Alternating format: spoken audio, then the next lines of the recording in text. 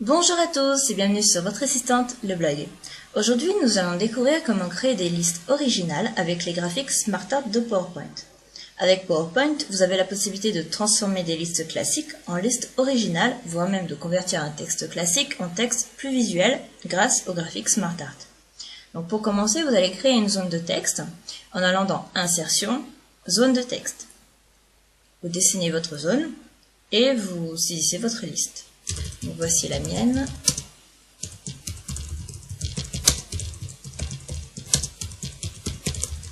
Voilà, donc ça c'est les phases d'un produit.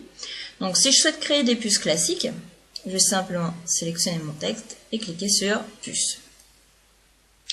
Comme le but de cet article est de créer des listes originales, voire de modifier la présentation, je vais plutôt cliquer sur convertir en graphique SmartArt.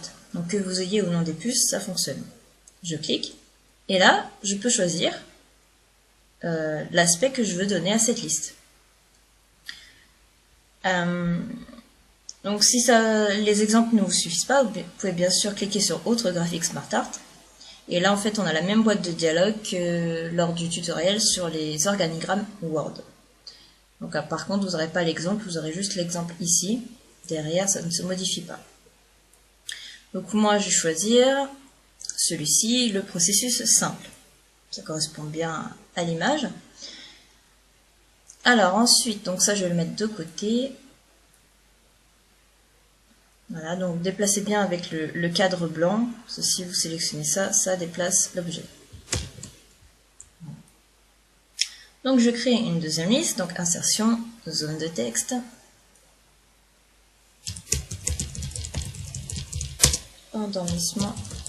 Sommeil léger, sommeil lent, sommeil profond et sommeil paradoxal.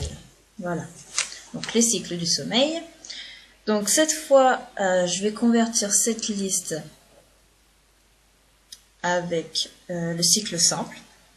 Là aussi, ça correspond bien à l'image donnée. Donc bien sûr, il faut faire selon votre texte. Si je mets pour cette liste cet exemple-là, non. Ouais, en plus, on ne voit pas très bien. Voilà. Si je mets cet exemple de graphique pour mes cycles de sommeil, bon, il n'y a pas trop de... C'est pas vraiment un cycle. Donc faites-le vraiment par rapport à ce que vous avez besoin. Donc moi, je vais choisir celui-ci. Alors, je vais réduire le blanc sur les côtés et l'agrandir. Voilà. Un petit peu.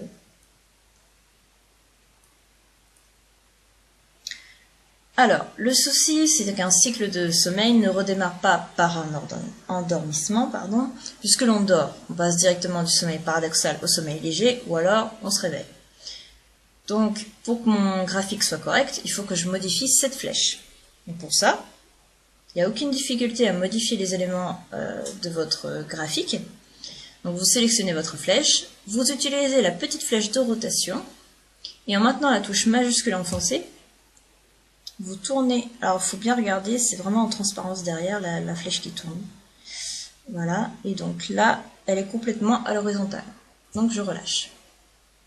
Donc c'est à ça que sert la touche majuscule, pour déplacer la flèche par pas, et je l'agrandis. Voilà, et donc là,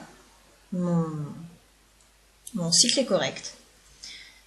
Donc, maintenant que le schéma est bon, vous avez encore la possibilité, donc toujours en sélectionnant votre graphique, vous pouvez choisir un autre graphique, mais alors là, vous perdez votre modification. Voilà, il y a plusieurs possibilités, il y en a encore là. Vous pouvez encore choisir un autre exemple. Vous voyez, il y a beaucoup de choses possibles. Ensuite, vous pouvez modifier les couleurs. Donc là, par contre, vous ne perdez pas votre modification. Voilà. Voilà, puis vous pouvez encore changer ici, hein, beaucoup de possibilités. Et enfin, vous pouvez changer le style. Voilà, donner du reflet, du relief, etc. Des effets 3D. Et à tout moment, le texte peut également être modifié. Bah, vous le mettez dessus. Et par exemple, vous pouvez décrire la phase. Peut-être mettre comme ça. Voilà. Je commence à m'endormir. Voilà.